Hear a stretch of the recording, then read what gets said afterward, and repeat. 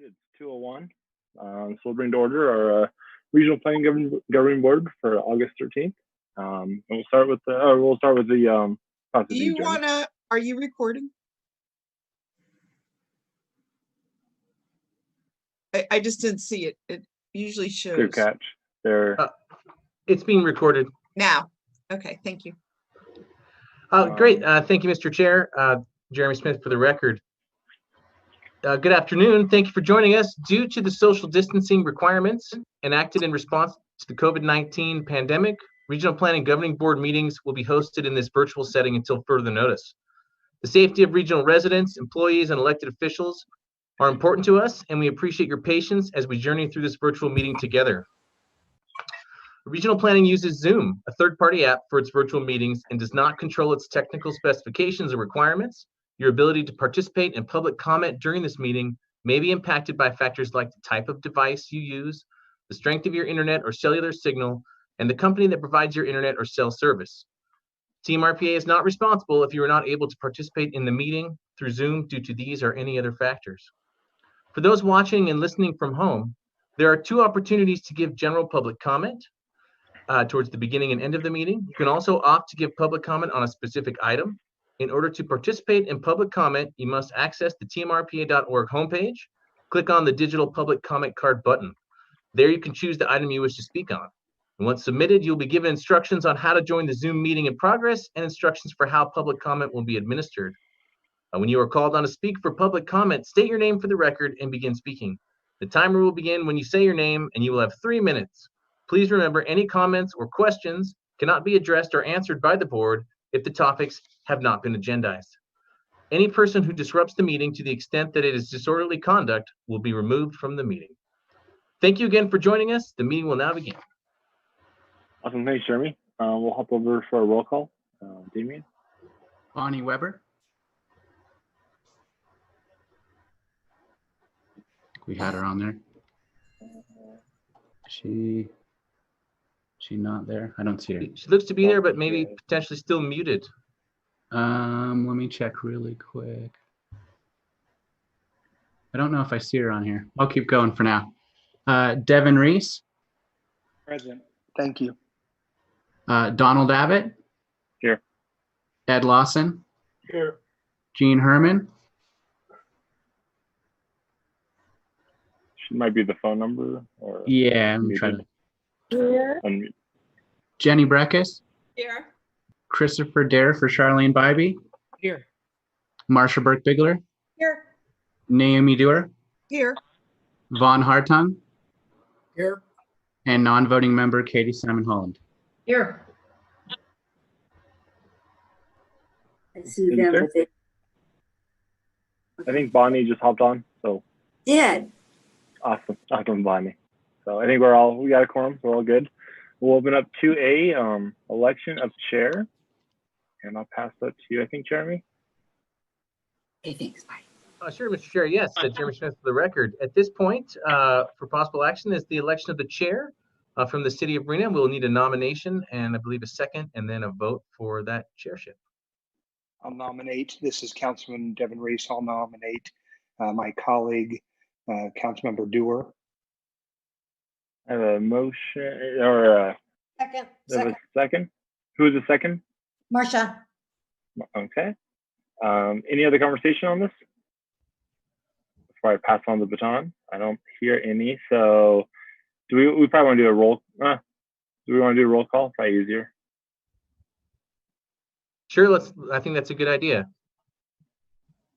Damien? Okay, Bonnie Weber. I believe you're muted. No, I'm not. Thank you. No worries. Yeah. Devin Reese. Yes. Donald Abbott. Yes. Ed Lawson. Yeah. Gene Herman. Yes. Jenny Breckus. Aye. Christopher Dare. Aye. Marsha Burke-Bigler. Yes. Naomi Dewar. Yes. And Vaughn Hartung. Aye. Congratulations. Oh, thank you. Taylor? Hey, Don, would you do me and do we have to nominate a vice chair? Yeah, well, yeah. Yes, Madam Chair, if I may, or I think now that the chairship has transferred to you, Councilman Dewar, so you can call for a nomination of the vice chair from Washoe County, please. Okay, well, I will call for a nomination of vice chair from Washoe County. Naomi, Yes. Madam Chair, I will nominate Commissioner Von Hartung. Okay, is there a second for that? Second, Councilman Reese. Okay, I actually saw Councilman Lawson first. Sorry. He's much better looking than me. Okay. All right, so I've got a motion from Commissioner Burke Bigler and a second from Councilman Lawson. All in favor? Aye. Aye. Any opposed? Okay, motion passes unanimously. And I'm going to ask our former chair to introduce the next agenda item while I pull up my agenda. If you would, Mr. Abbott. Yeah, I can do that. So we can do a salute to the flag. Thank you. And Kenny, where's the flag? Thank you. I will now share my screen and bring up a flag. Okay. I'm going to mute everyone, and then I'll say the pledge, and please follow along.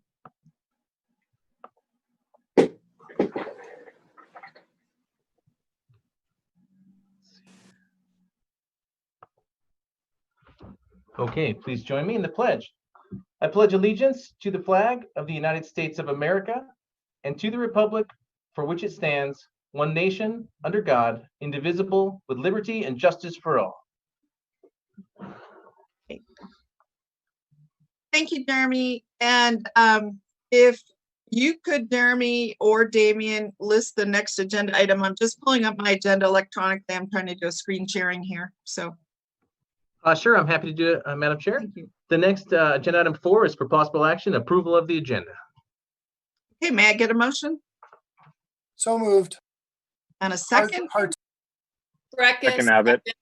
Okay, we have a motion from Mr. Hartung, second from Ms. Breckus. All in favor? Aye. Aye. Any opposed? Motion passes unanimously. Mr. Smith? Next Yes. item? On to next item 5, approval of the minutes for item 5A for possible action, June 11th, 2020 Regional Planning Governing Board meeting. Thank you. So And moved. thank you, Mr. Reese. Second? Second, Hartung. All right, we have a motion from Mr. Reese, second from Mr. Hartung. All in favor? Aye. Aye. Aye. Any opposed? All right, motion passes unanimously. Mr. Smith? Agenda item 6 is general public comment. And what do we have for public comment today? Do we have any recordings, letters submitted? Damien?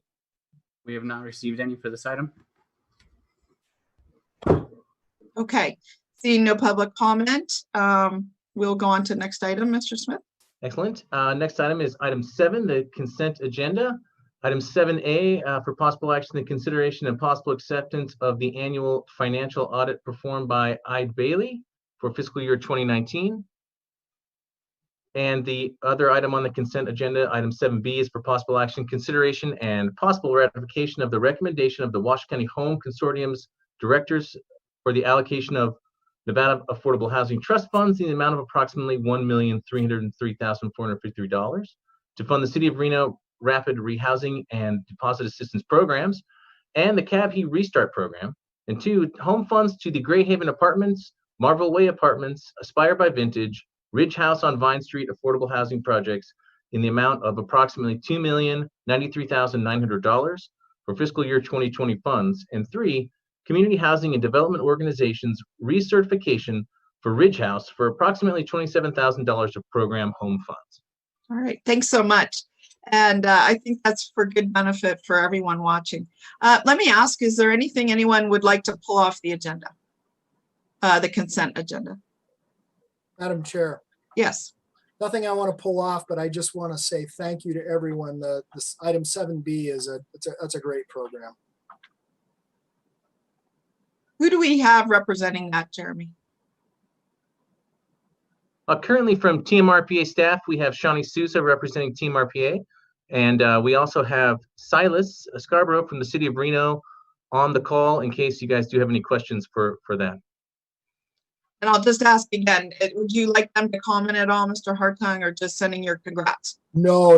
I need no, I mean, this speaks for itself, Madam Chair. Thank you. Thank you. All right, last call. Would anybody like anything pulled off the consent agenda? Seeing none, may I get a motion to pass the consent agenda? So moved, Hartung. Breckus, second. All right, we have a motion for Mr. Hartung, a second for Ms. Breckus. All in favor? Aye. Aye. Any opposed? All right, motion carries unanimously. And our next action item, Mr. Smith. Thank you, Madam Chair. The next item is item 8, business of the day. Item 8A for possible action, discussion and possible action on the annual performance evaluation for the interim director of regional planning. I believe we have legal counsel available to answer questions on this item. Thank you. Ms. Prunty? Madam Chair, Norm Mr. Azevedo. Azevedo? Thank you. Yes, ma'am. In your packet, and there should be a supplemental to your packet, there is an evaluation, a memorandum outlining all of Mr. Smith's comments from each of the respective board members. It's dated August 12, 2020.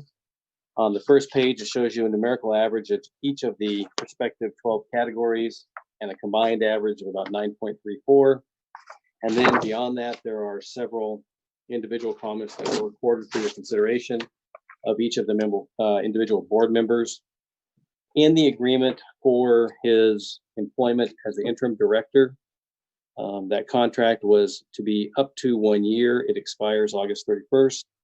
Within that agreement, it contemplated this evaluation. So that is what is before you, and I'll answer any questions you may have. Thank you. Okay, well, I will just, some words for the good of the order. I reviewed everybody's comments, and I appreciate everyone who took the time to fill out the form. Jeremy, according to everyone, you've done a terrific job. You're well into the 90th percentile. And the comments, I think, were very evocative of the job that you've done. And I just want to open it to the board for any personal comments at this time. And I assume after this, we'll talk about some goals and some action items moving forward. And then let me ask Mr. Azevedo, will we be considering a raise at this meeting or a future meeting, or will we be going on to the item of possible appointment? Madam Chair, that's within the discretion of the board. As you'll note on the agenda, the next item 8B is addressing whether you're going to retain a permanent executive director pursuant to 278.0266. So I think initially the first consideration is addresses evaluation, and at that juncture, then item 8B, if the board decides to make an appointment of an executive director, then you can address all those topics either then or at a later date once the contract is determined. Okay. All right, well, let's go back to the evaluation, item 8A. I've made some opening comments. Would anybody else like to comment? Yes, Mr. Reese. Thank you, Madam Chair. I want to just say it has been about 1.5 years now that I've had the privilege of working with Mr. Smith. And I must say that for a smaller agency, boy, you sure have a mighty load. And I think you have done everything we've asked of you. You have continued to outperform, I think, the job duties and description in ways that are measurable and meaningful. I absolutely have appreciated your thoughtful interaction with me whenever I've had a question, and I've had a fair number of them because I am newer to this world. You've never hesitated. You've set up opportunities for me to meet with staff, to tour the facility. We've had some great interactions, and I very much am looking forward to the next agenda item, and we'll see where that goes with the body. Well done. Continue to be the good and effective leader you are, and I know that you'll continue to represent yourself, this community well. So thank you very much, and Godspeed. All right. Madam Chair. Yes, please, Ms. Burke-Bigler. That's okay. I can't pronounce it myself sometimes. I would also like to chime in and tell Jeremy how much I appreciate everything he's done. I know he was on this board as we were putting the plan together, and so he was instrumental in getting all of that to come together good, but he has continued to follow through on all the stuff that comes after the master plan. And he is doing a really phenomenal job. And I appreciate his support and all the stuff he's done to support us, which is a key issue for us from a regional perspective. So thank you, Jeremy, very much. Thank you, Madam Chair. Thank you. Yeah, great comments, everyone. Anyone else? Mr. Hartung? Yes? And No, Ms. followed by Simon, Ms. Ms. Simon had Holland. her hand up first. All right, Ms. Holland. Oh, thank you, Madam Chair, and thank you, Mr. Hartung. Just as a non-voting member, I just wanted to share from the community and the school district's perspective. Jeremy is a great partner, has always been a great partner, always ready to provide assistance that we need in terms of data and questions, helping me on this board. So I'm very grateful for his attention, his responsiveness, and his demeanor. There's never a question where Jeremy says no. He says, let's think about that, which is a great model, certainly for me and others, that he's willing to hear controversy and find a way through it. So thank you, Jeremy. All right, Thank you. great comments. And then Mr. Hartung. Thank you, Madam Chairman. Wait, can you hear me? We can now, Bonnie. Mr. Hartung, can I go before you because I know you wanted to have the last words? No, not at all. I didn't want to have the last word, but you go right ahead. Do not need the last word. So No, go ahead. All right, There you Ms. go. Weber, I'm calling upon you. Thank you. I apologize. I too wanted to say how much Jeremy has. I've had the pleasure of working with him in a different capacity as well. And so I know many of you have as well, but Jeremy has worked really hard. He's always goes above and beyond on everything that he does. He is excellent. His communication skills, I believe, are great because he can talk to anyone. It could be somebody on the street at a zoning meeting. He just really knows how to work with every individual. So I just want to say thanks so much for what you've done, and we look forward to seeing you in the future, I hope. Thank you. Thanks so much. Thank you. Thanks so much, Ms. Weber. Mr. Hartung. Thank you, Madam Chair. Yeah, and I would echo everyone's comments, Mr. Smith. Dr. Smith, you've done just a phenomenal job. Your ability to communicate, I mean, just your demeanor, your ability to crunch numbers and make sense of them for what Mr. Lawson always says is dumb it down for the football players, which I'm not a football player, but I get dumbing it down. But sadly, Jeremy, we were looking for a 9.35 and you only hit 9.34. I mean, so I just had to poke at you just a little bit. Thank you. A nine in the 90th percentile. Oh my gosh. What a rank. And I could not be more proud to have you in this organization. And my hope is when we get into some deeper conversation is that you will not stop doing the data research for the organization, because I don't think we can find someone better than you to crunch those numbers for us. Thank you, Madam Chair. And I'll invite any additional comments. Mr. Abbott?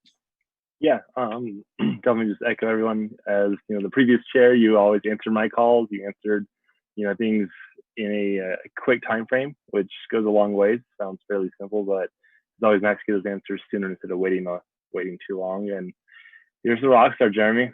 Definitely, like what Hartung just said. We want you to keep crunching the numbers. I know you enjoy crunching the numbers. I know that's a skill set that you do enjoy, and you wear a lot of hats, and we appreciate it, not just from here at regional, but across the entire county. Definitely appreciates you. And they might not know you're doing the work, but we all know you're doing work behind the scenes to make it all happen. Thank you. Thank you. Hey, This is Jean Herman. yes, please, Jean. Yeah, I just want to tell Jeremy that I think he's absolutely amazing and does an amazing job, and that we love him a lot. So, thank you. Very heartfelt. Thank you. All right. Have we missed anyone who would like to speak at this time? Yes, Mr. Lawson. Beside the fact that he went to the University of Colorado, Jeremy's done a Yes. good job. As you know, I'm a Colorado State guy myself, but no, he's done a That great. matters. And can I ask Norm, is there a bonus program in the director's salary? I mean, do we give a bonus? Sure, maybe the current contract does not contemplate a bonus, but the board can give a bonus. It's the discretion of the board because it is a contractual relationship between you and Mr. Smith. Because Under the interim director category? Under the interim director category, or later on, if he's appointed director, it could be there as well.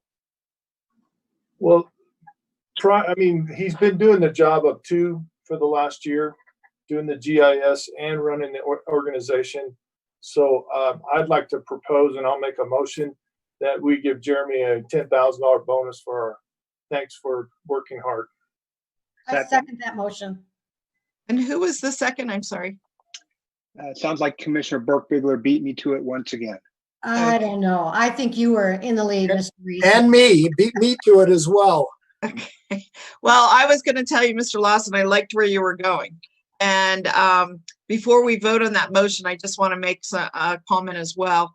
I've gotten to know Dr. Smith very much better over the last 5 months working with him on the mayor's COVID threat task force, a job that he volunteered for and did mostly on the weekends until it became a more official part of his portfolio. But he's done a terrific job. He has he's garnered the appreciation and admiration from about 20 people who he would probably most likely not have come into contact with, most of those.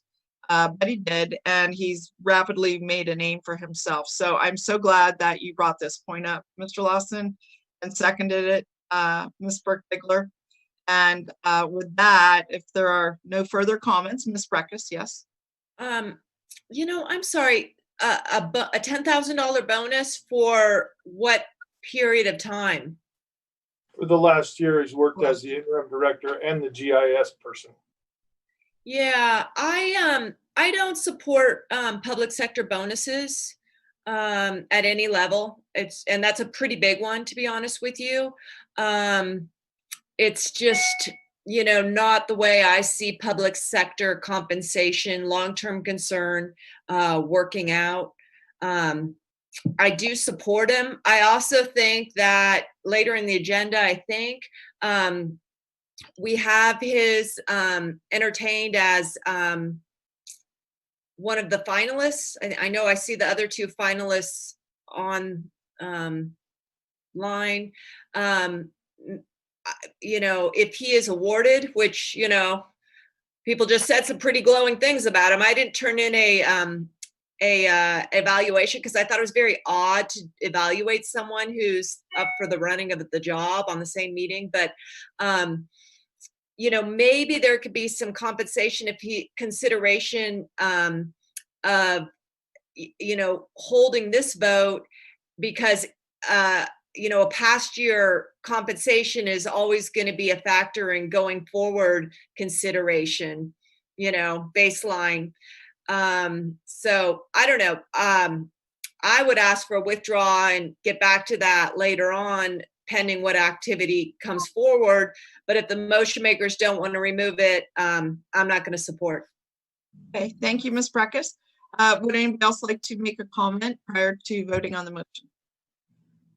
All right, seeing none, we have a motion from Mr. Lawson, second from Ms. Burke-Bigler. All in favor of a $10,000 bonus, please say aye. Aye. Aye. Any opposed? I'm opposed. All right, so I don't know the total number of people on here, but if you will register us as one opposition and perhaps Jeremy or Damien, is everyone here at this time? Are we missing any members? I believe everybody is here, but we could do a roll call vote if that would help. Okay, let's do a roll call vote just for this vote and that'll help me. Okay. Bonnie Weber, Aye. Devin Reese, Enthusiastic aye. Ed Lawson, Aye. Donald Abbott, Aye. Jean Herman, Aye. Jenny Breckus, Nay. Christopher Dare, Gotta unmute Christopher. Aye. Marsha Burke Bigler, Aye. Naomi Dewar, Aye. and Von Hartung. He's carried 2 buckets of water for the last more than a year. Aye.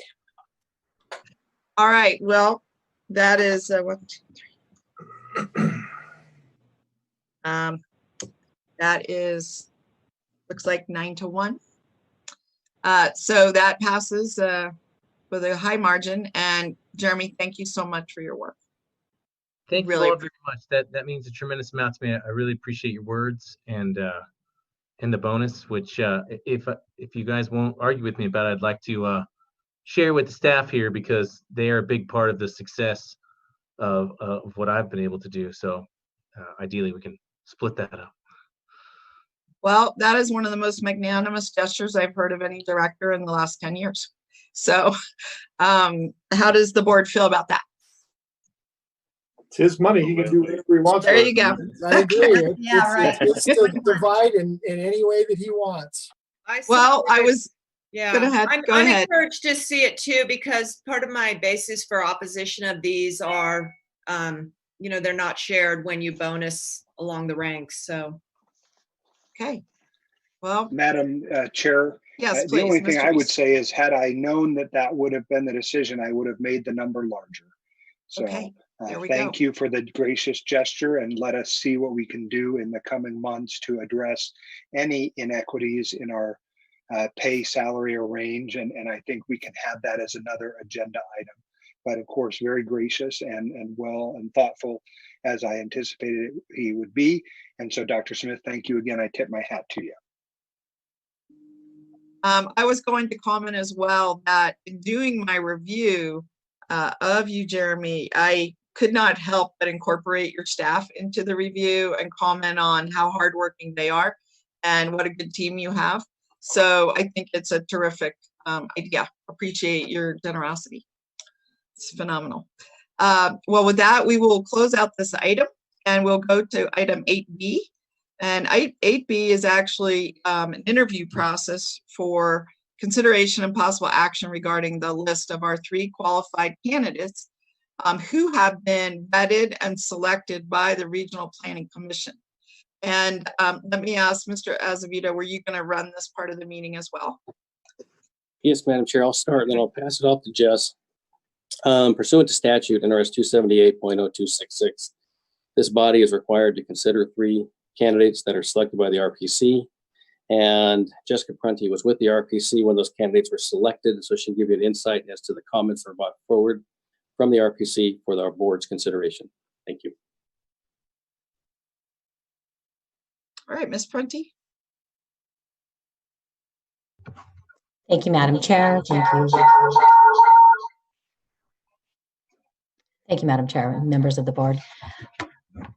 At your June 11th meeting, you provided direction to the Regional Planning Commission to begin the process of selecting and recruiting candidates for the director position. Per your directive, the Regional Planning Commission directed TMRPA staff to post the position. It was posted for 1 week in the Reno Gazette Journal, and it was also posted for free on the Nevada chapter of the American Planning Association website. After the closing of the posting, there was 6 applicants that submitted materials and applications for the position.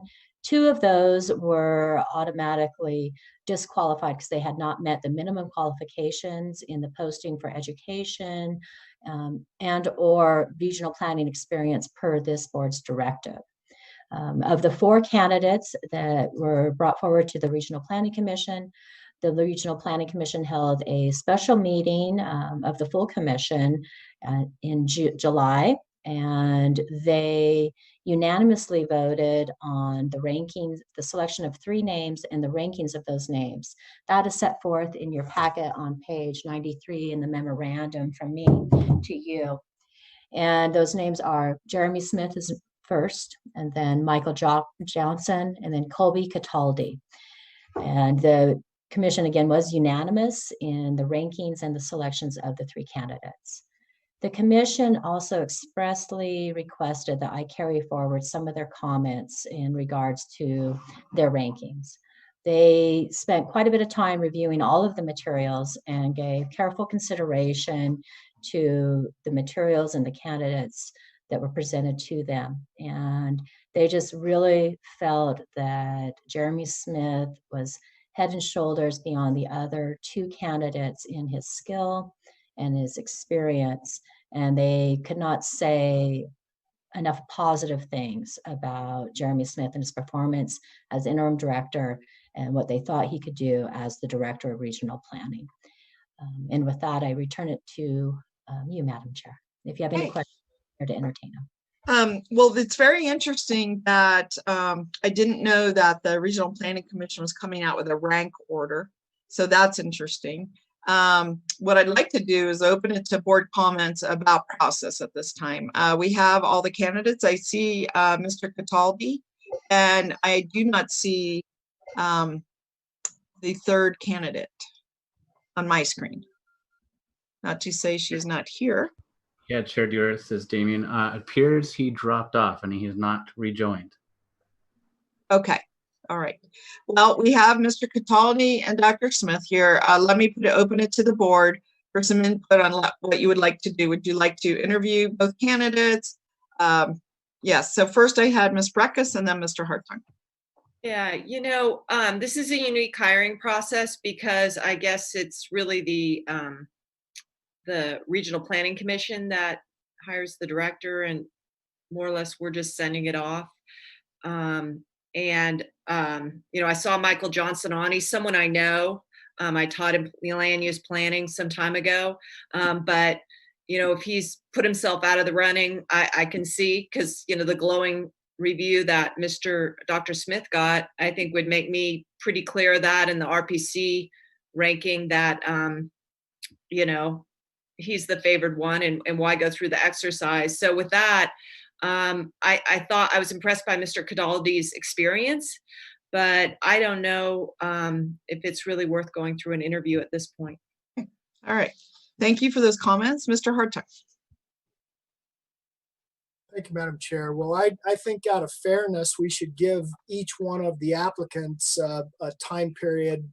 I'll throw a number, 5 minutes, to give us a presentation, and then we can go back through and potentially ask any questions.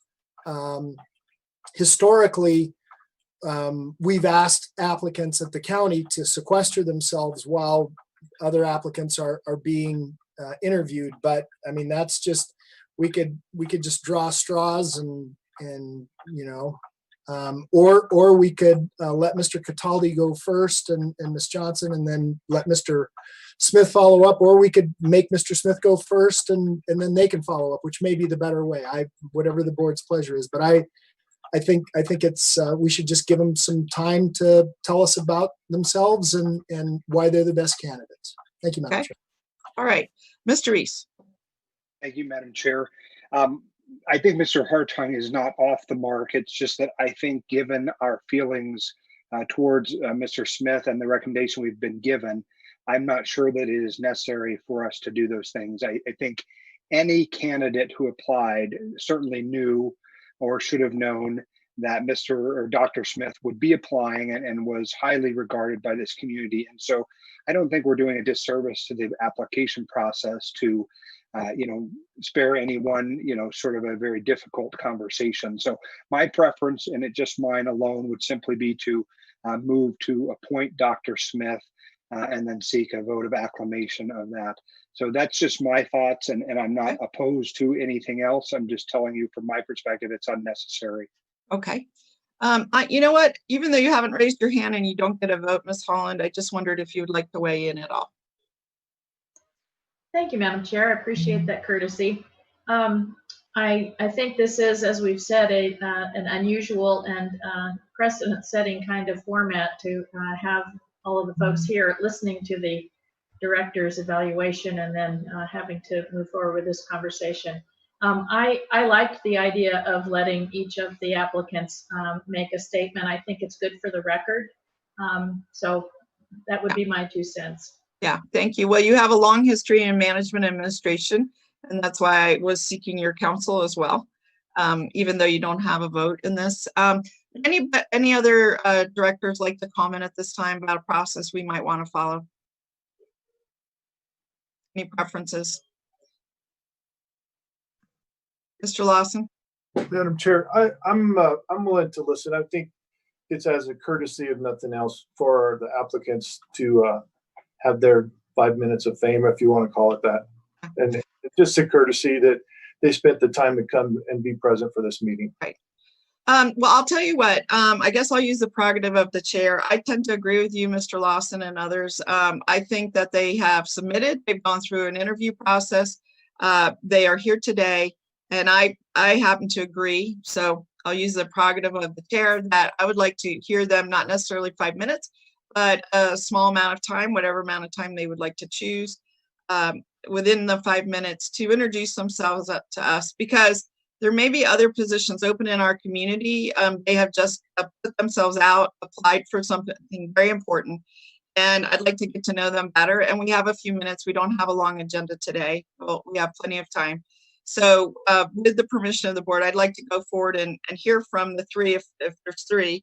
If there's only two, we'll hear from the two. And my recommendation actually is to start from number 3 and move up to number 1, because we are familiar with Mr. Smith, having worked with him for a year. And I want to kind of focus on the other 2 applicants right now. Mr. Hartung, did you have something you wanted to add?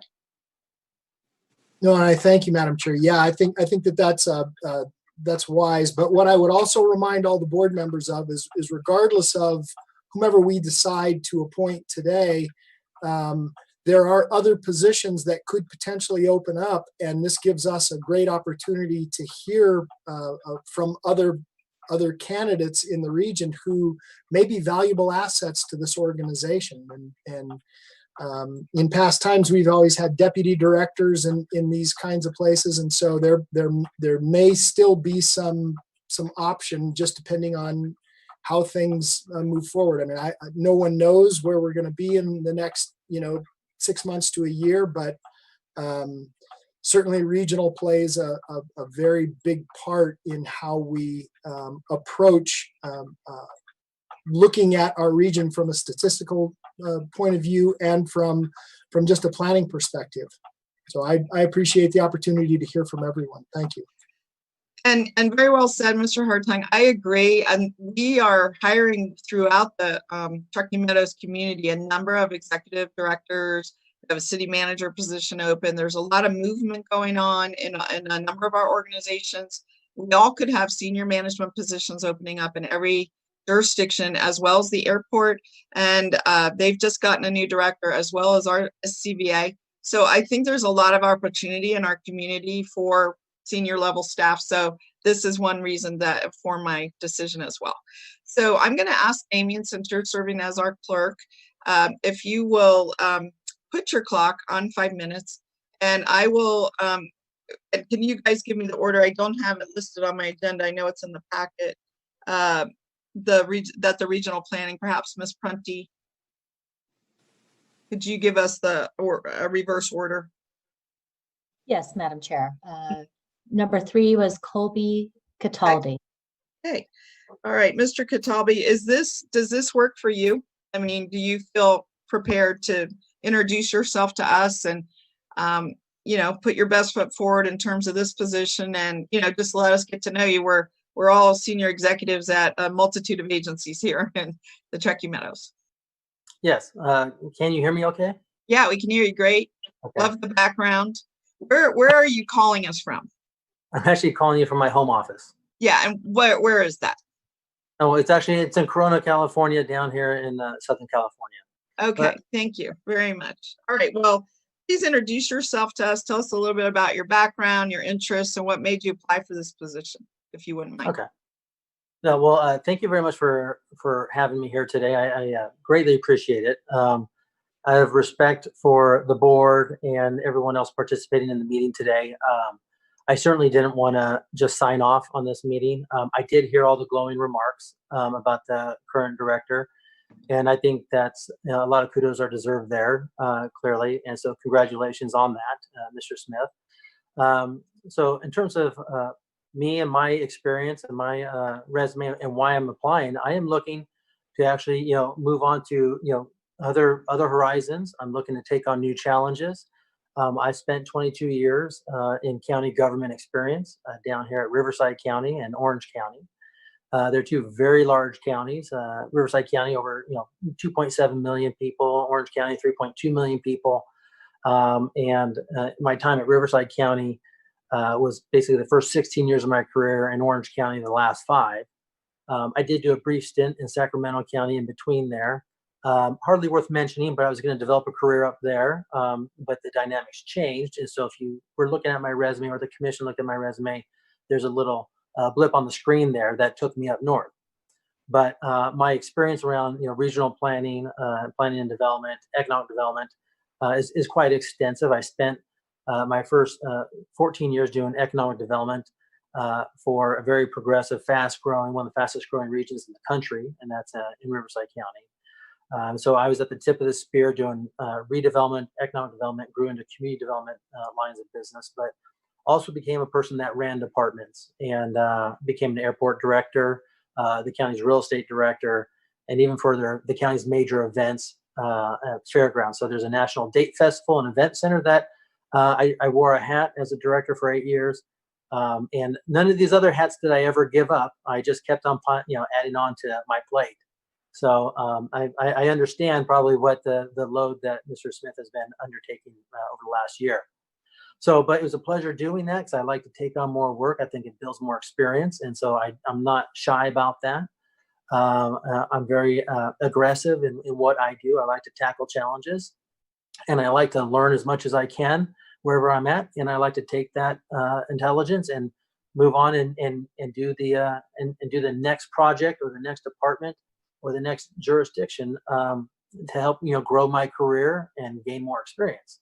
So that's why you see my career path, I think, move between 2 different large counties primarily.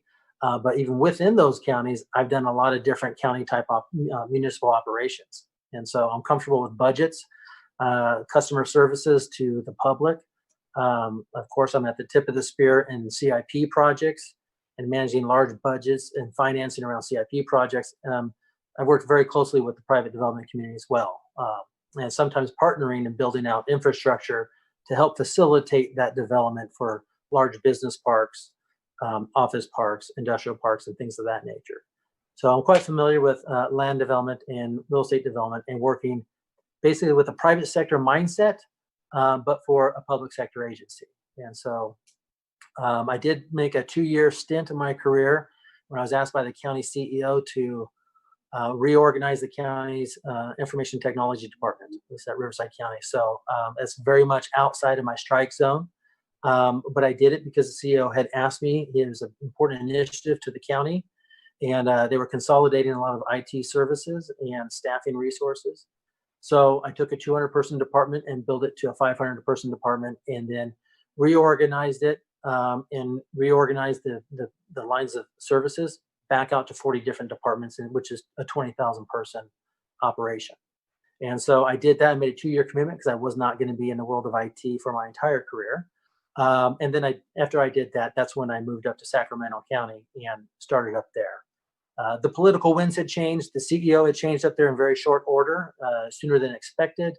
And so instead of taking a community development director position up there, I already had applications out for Southern California job opportunities. And that's when Orange County had called me to be their development services director.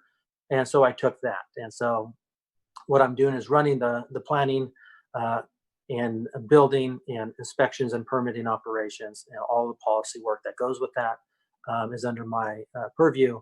And so I've been doing that for the last 5 years, meeting regularly with SCAG out in Los Angeles on regional planning issues, RENA issues for housing needs and things of that nature.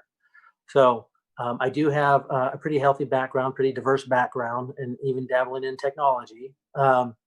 And so I'm prepared to advance my career wherever that takes me. Not sure. It could be a large city.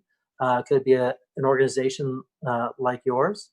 where you have multiple jurisdictions. I'm very comfortable with that because I spent 8 years in the Coachella Valley representing the county and the county supervisor over that district and working with the 9 cities in that Coachella Valley, including Palm Springs and Coachella, La Quinta, Rancho Mirage, and Palm Desert, all of those cities that are out there. It makes up about 500,000 people region, but it was always focused on regional planning, regional economic development, because you can always do more if everyone else is contributing. And I believe public sector is better when multiple jurisdictions actually partner to get things done.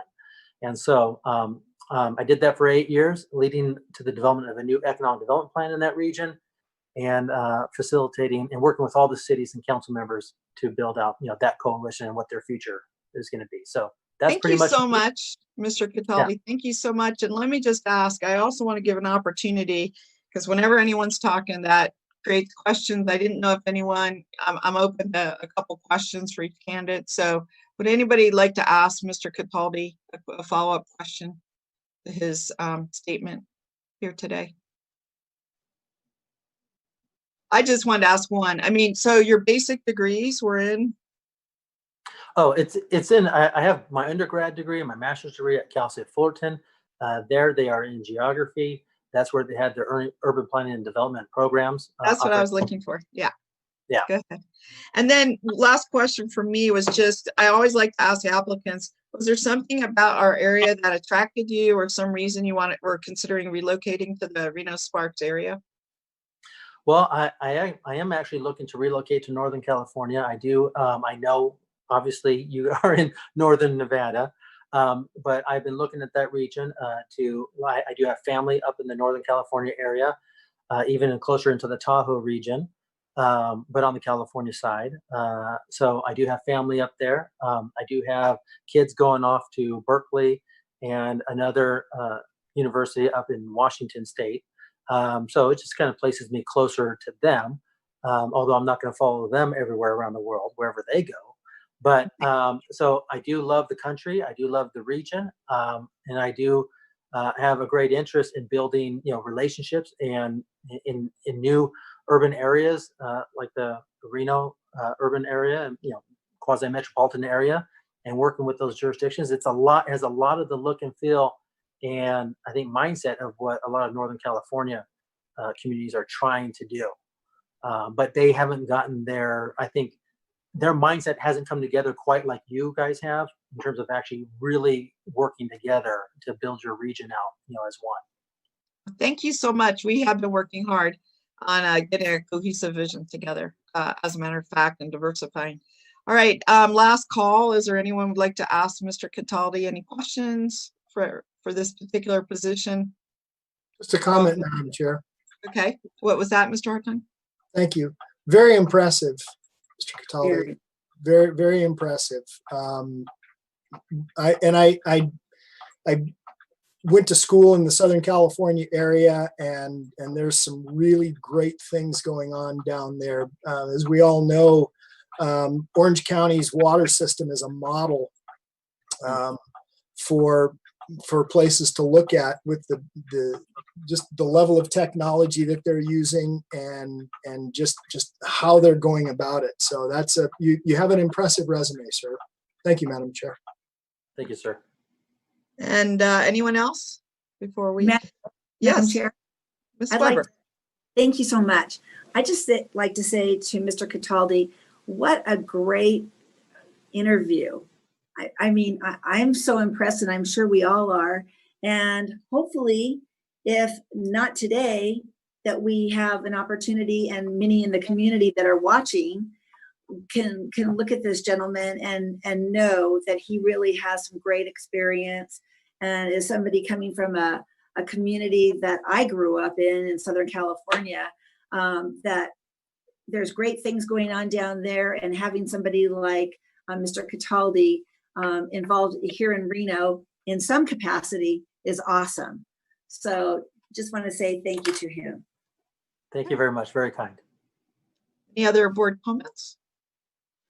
Well, I want to echo the comments of Ms. Weber and Mr. Hartung. I think you're an extremely impressive individual, and I have a feeling that if after we hear from Mr. Smith or Dr. Smith, and if you are not selected, you know, there's a lot going on here and a lot of potentialities here, possibilities. So let's see where we go. So we'll close this part of the interview process. We're going to turn our attention. I was asking Ms. Prunty for Mr. Johnson. Yes, Madam Chair. It looks like Mr. Johnson might have dropped off. I requested that Chris Tolley, TMRPA staff, reach out to him to let him know of the board's wishes to discuss, have a discussion with him. But Mr. Tolley wasn't able to get through, and then I just emailed him myself, but no response. Okay. So I expect that we're now to Mr. Smith. Okay, and it may be due, I don't want to prejudice, it may be due to technical difficulties. It could if we be. can't get through any other way either. But with that, given that he's not here, we will turn our attention to Dr. Smith.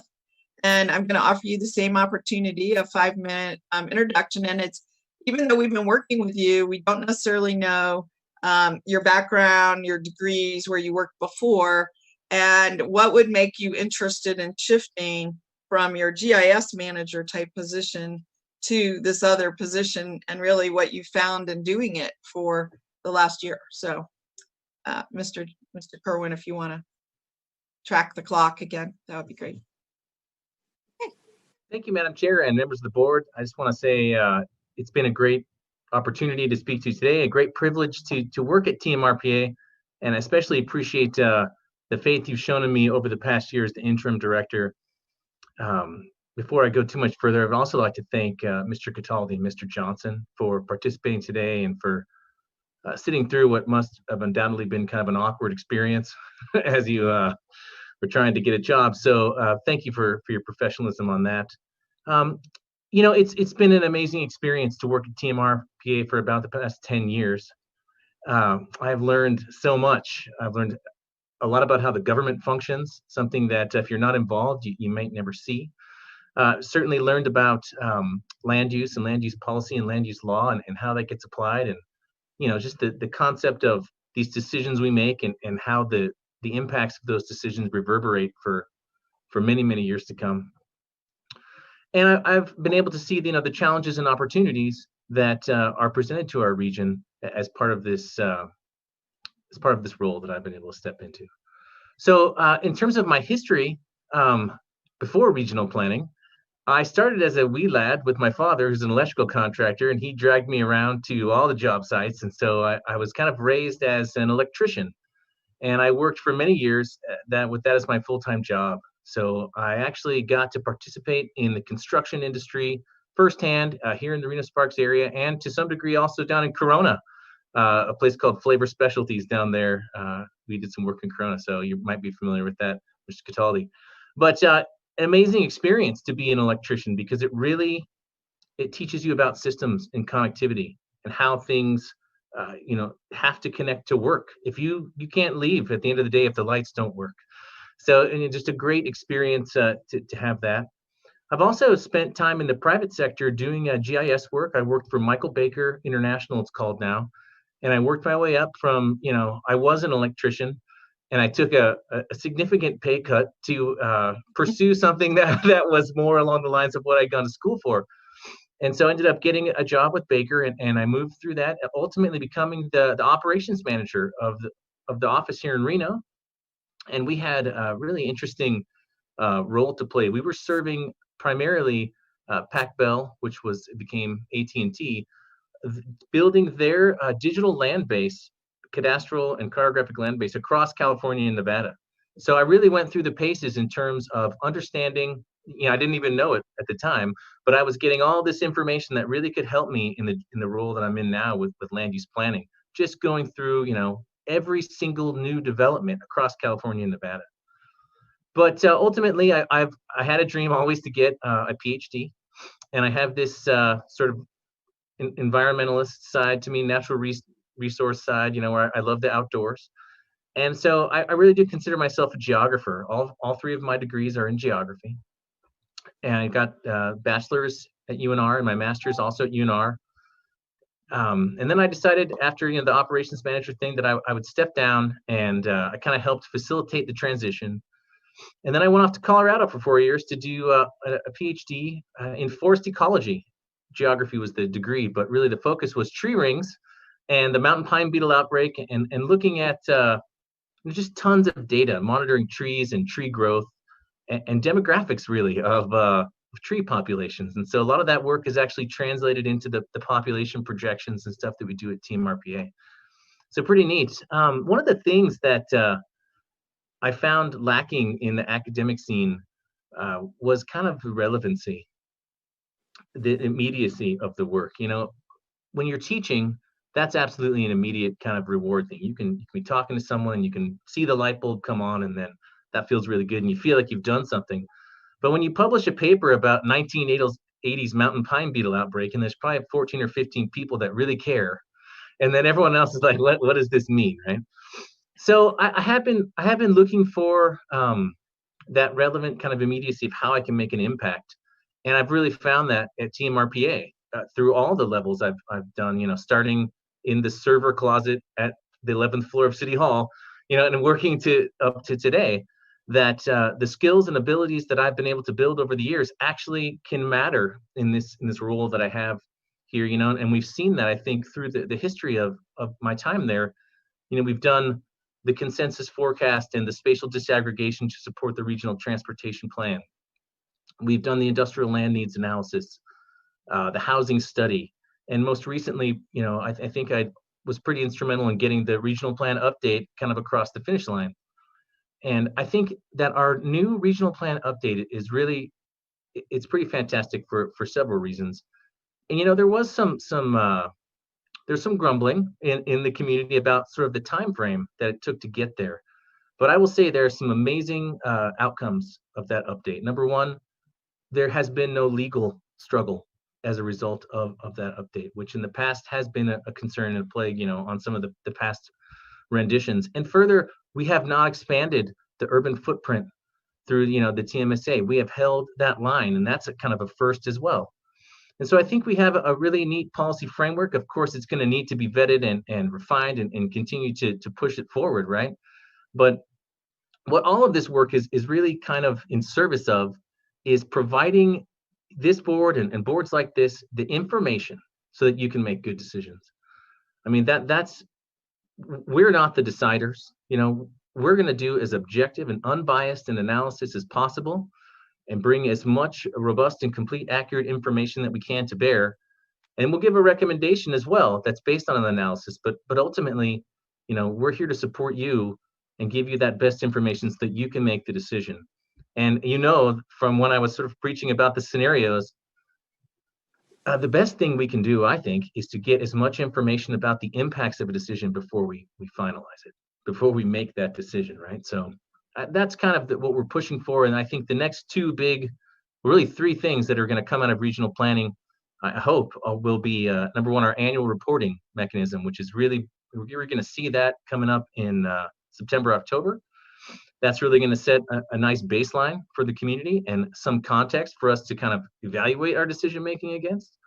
And then the public infrastructure investment plan and natural resources plan is going to continue to build on that information richness that's going to give all of us more understanding. It's really about, do we understand what a decision is going to do? So it's just been a great, it's been an excellent experience. I would say that the only other thing that I really want to make sure that you guys know I'm focused on is that TMRPA plays a huge role in terms of facilitation and coordination and collaboration around this region and even the wider region. And so we really want to continue to strengthen that. I think we're building, we have good relationships. We're doing these things called Regional Planning 101, where we're bringing in the new plan and we're talking to staff, the different jurisdictions. It's really cool. I've been having conversations with Story County. We still are, you know, talking with economic development folks as well. But really trying to enhance our ability to get our arms around the greater region as well. And I guess I would just finish with, you know, sometimes in life you go through a moment like this where it seems like the right thing to do, to just, of course I should go get that next job, or, you know, it makes sense that Jeremy would try to become the director. And there's some of that, but to be honest with you, I really actually want this job a lot because I love this community. I live here, my kids are here, and I grew up here, and I feel like I am having that impact, and I want to continue. So I just want you to know that I'm really into it. So with that, thank you very much for all your words today. All right, thank you. You actually hit on the question I was going to ask there right at the end is, are you ready to step out of being more of a technically focused person and more of a leader of a team, more of a manager of other people's work? The unique thing about this is since we have such a small staff, everyone ends up having to do work. You know, Kim did before you. If you were selected, you would have to, and we would count on that. But I think that you just addressed it, that this is really something that you're desirous of. So it's good to know.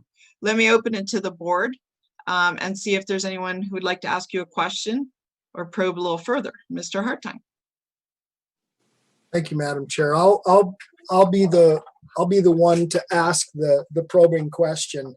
And I know, I believe Mr. Lawson probably has this same question, and all of you probably have the same question. What's going to happen to the GIS component that you have been carrying, Jeremy? Because you know, you've really spoiled us.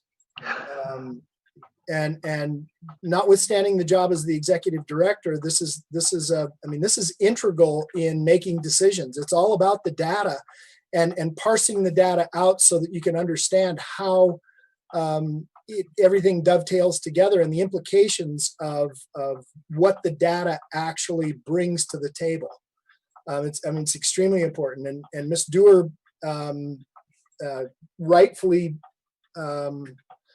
she brought you into the COVID task force, and you've been able to bring some data to the table and make sense of it, so that you can look at it from a kind of a ground level perspective, because not all of us understand what we're looking at as we look. Some of the data is very complex. I can only imagine for bark beetles.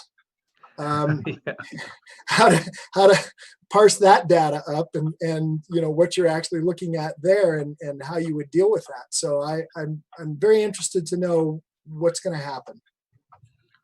Thank you. That's an excellent question and an important one. And it's sort of the thing that also came up during the selection to put me as the interim director. And I'll say that I am an optimist, and it's been much harder than I imagined. To try to wear both hats. But I will also add that we have been building capacity in the square to my, looking at it, to my right is Damian Kerwin. And we've been working really closely together to build Damian's capacity. He's been doing an amazing job stepping up to the data analysis role as a GIS planning analyst too. But we haven't stopped there. I mean, we meet every morning on Zoom, and we have kind of a hive mind approach. Everyone at TMRPA is a talented individual and has a skill set that is broad, and we can tap that skill set. So I don't plan to give up on doing this sort of data analysis component, but I do plan to try to build that capacity more into the staff so that over time, that burden will become less and less for me. And I can take more of an advisory approach if that were to be the will, of the board's decision today. All right, thank you so much. Yeah, thank you. Would anyone else like to ask Jeremy a question about his past, present, or the future? Ms. Weber, did you unmute yourself? Oh.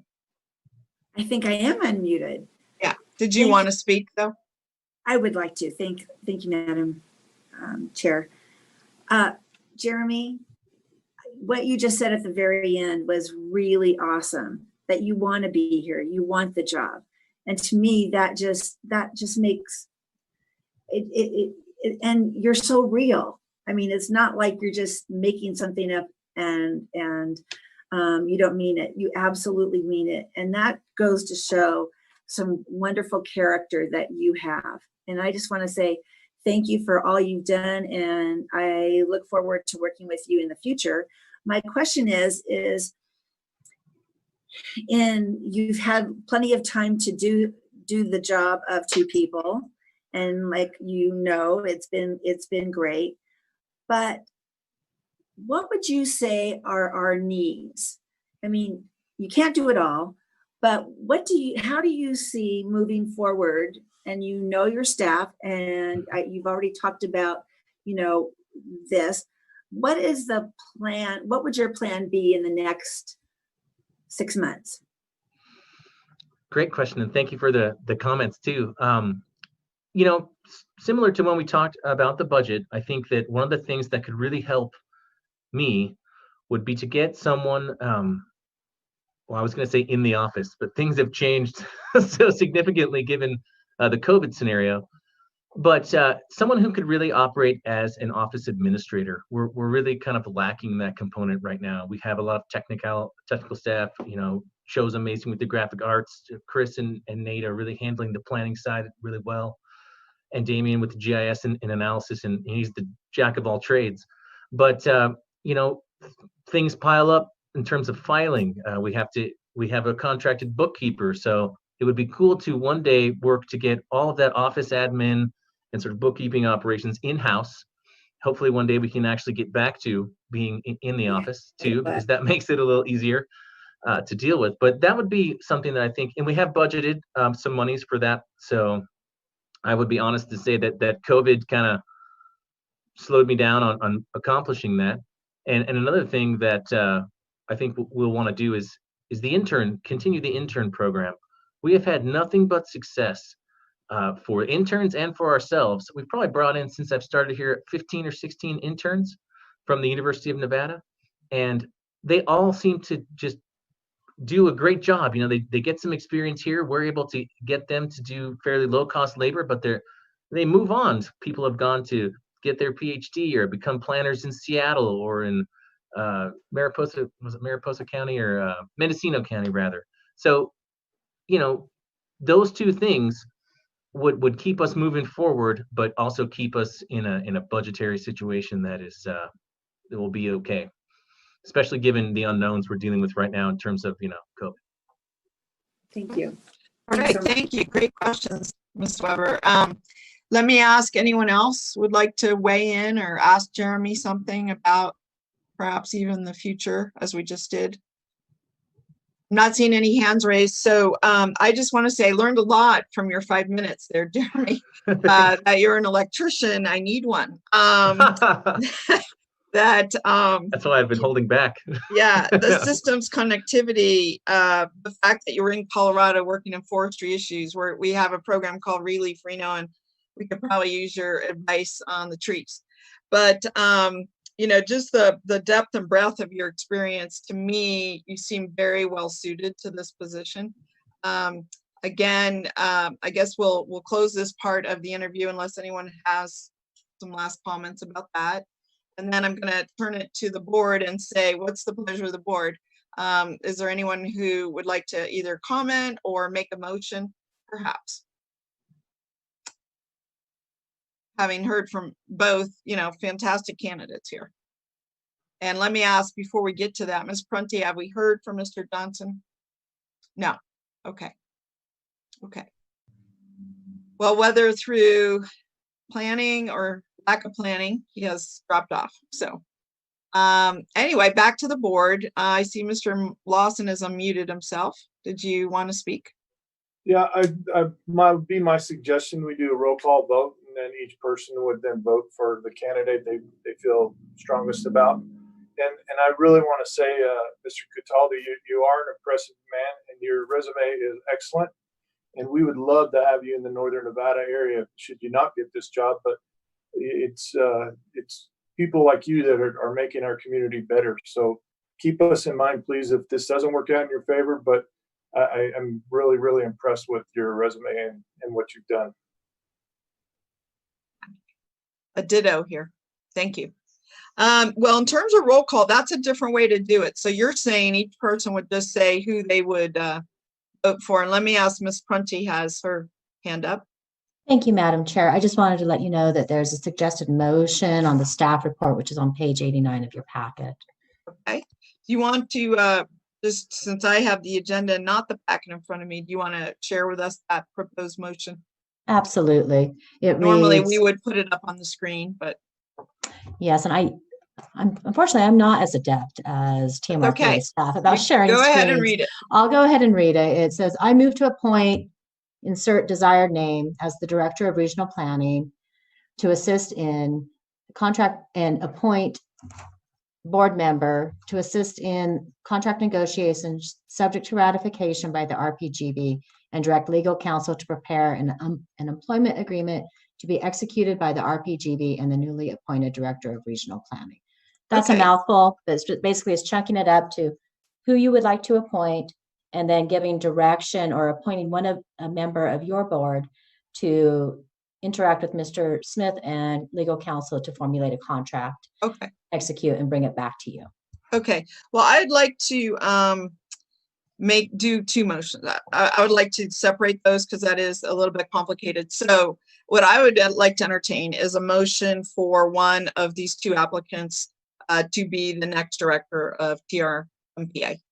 Ms. Breckus. Yeah, I would like to make the motion to appoint Dr. Smith as the next permanent director of the TMRPA. And just in comments, thank you, Mr. Cataldi, for participating today with your impressive background. And coming from the complicated Southern California region, I think that would be a very interesting breadth of experience to bring up to this relatively simple, in some ways, much more simple jurisdiction. But also, I didn't speak earlier. I just want to say that my relationship with TMRPA started in 1998 as a planner. I had worked with the second TMRPA director, who was Mr. Ziegler, on his first stint. I missed the first. I missed the first person. His name was Chris something. I can't remember. And my experiences with each director in those 2 decades, they've all put their fingerprints on the agency. And I do look forward to Dr. Smith's fingerprints on the agency. I think he showed a grasp of his understanding of the job when he talked about how this last plan has not been litigated, which is good because Reno's still litigating the outcome of the 2 plans ago.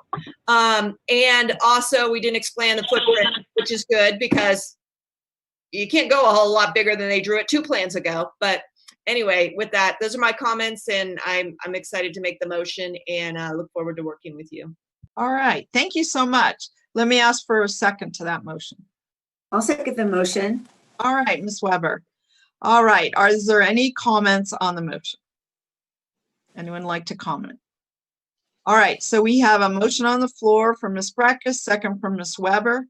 And I will ask for a roll call vote. Bonnie Weber. Aye. Devin Reese. Aye. Donald Abbott. Aye. Ed Lawson. Aye. Jean Herman. Aye. Jenny Breckus. Aye. Christopher Dare. Aye. Marsha Burke-Bigler. Aye. Naomi Dewar. Aye. And Von Hartung. Aye. All right. We do have a unanimous vote, and Mr. Reese is standing up and clapping. That was impressive for a moment there. Congratulations, Dr. Smith. Thank you very much. Yes, you will be our new director. We're all looking forward to working with you in that position, hearing your ideas for going forward. The next order of business is to negotiate a contract, and you recommended, Ms. Prunty, that we assign a board member.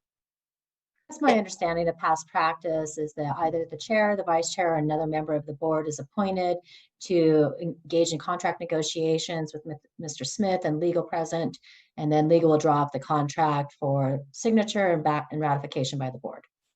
Well, I will just go say this, as your past vice chair and current chair, I feel like I would be up to the task. So I would be willing to step up and do that if that's the interest and will of the board. Ms. Breckus. I'll make a motion that Chair Dewar work with Dr. Smith, legal staff, to negotiate a contract to bring it back for ratification to the RG, the governing board. Yeah. Okay. I'll second the motion. All right, Ms. Weber. So we have a motion from Ms. Breckus, second from Ms. Weber to appoint me the chair to negotiate with our legal team and Dr. Smith and hopefully get him hired, which would be good. I don't think we need a roll call. We'll just call for. Madam Chair, under discussion. Oh, yes, I'm sorry. A discussion. Thank you. So, Ms. Prunty, didn't you say historically it's the chair, the vice chair, and then one other? Because No, go ahead. You're muted. You're muted. my apologies. It's usually a single person from the board. Oh, it's a who- single person. Okay. Because I was gonna suggest and I have no problem with the chair doing that, but I was gonna suggest that we just choose a member from each one of the jurisdictions to sit in on that, and then that way everybody has a hand in it, and everybody gets to put in a.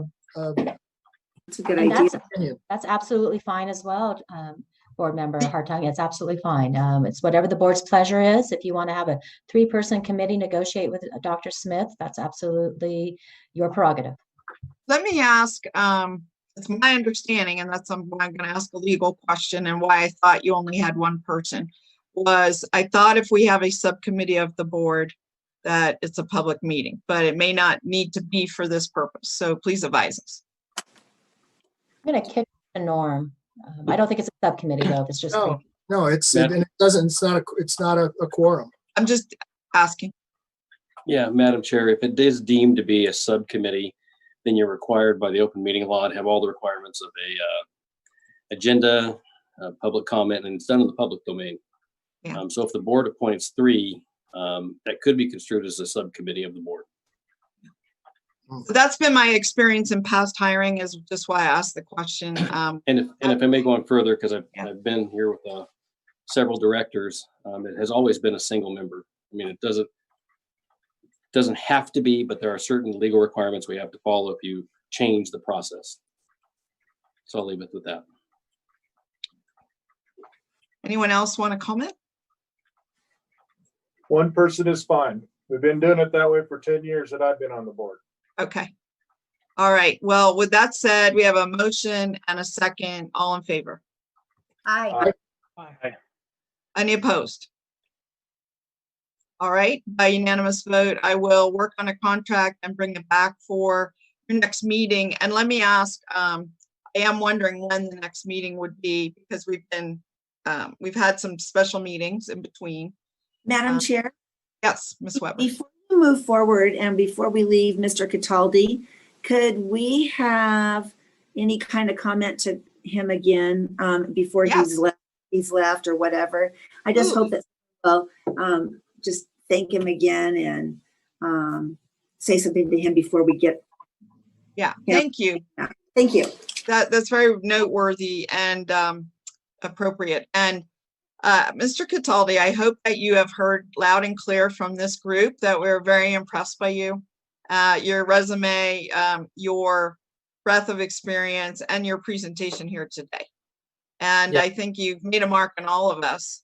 And I would invite you personally to apply for a wide variety of jobs that I believe may be coming open or are open currently. So something to think about if you're really interested in the Reno Sparks community. Ms. Weber, did you want to add? Well, I just appreciate what you just said. I think it's great. He is an excellent candidate, and thank him for his time. We thank you very much for your time and for staying on the call and letting us hear your the great things that you have to offer. Appreciate it. All right. Would any other board members like to comment at this time? Oh, okay. All right. Well, with that, Mr. Cataldi, we look forward to hearing from you again. Yes, And, thank you very much. I greatly appreciate it. I'm glad to be here. If you do see anything up in that region, I'm always a phone call away. So much Okay. appreciated. All right. Thank you so much. Thank you Sure. very much. Yeah. Take care. Okay. All right. That was really great. I mean, it's great to build the pool of people that we know. And can be helpful up here. I'm looking at our next action item, which looks like it is a report from members and directors. And it was exactly what I said, the next scheduled meeting. So. Yep. Thank you, Madam Chair. Jeremy Smith, the Director of Regional Planning, for the record. Thank you guys very much for the amazing comments today. Really appreciate it. I'm looking forward to this. Very excited. The next meeting will be on October 8th. I don't know what the state of affairs will be, but we'll just keep going down this Zoom path until it's deemed that it's safe for us to gather again. So most likely it will be another Zoom meeting. Some items you can expect to hear at that meeting include the annual report that we've been working on, which will include some talking about the consensus forecast and the spatial disaggregation. Also, at the time of the plan's adoption, we discussed taking a look at the tier boundaries after a year. And so that will also be coming forward as an item that we can, examine those, where we have drawn the tier boundaries and what makes sense, along with some housekeeping items. We noticed a few typos since the adoption, so we'll be bringing that for a regional plan amendment.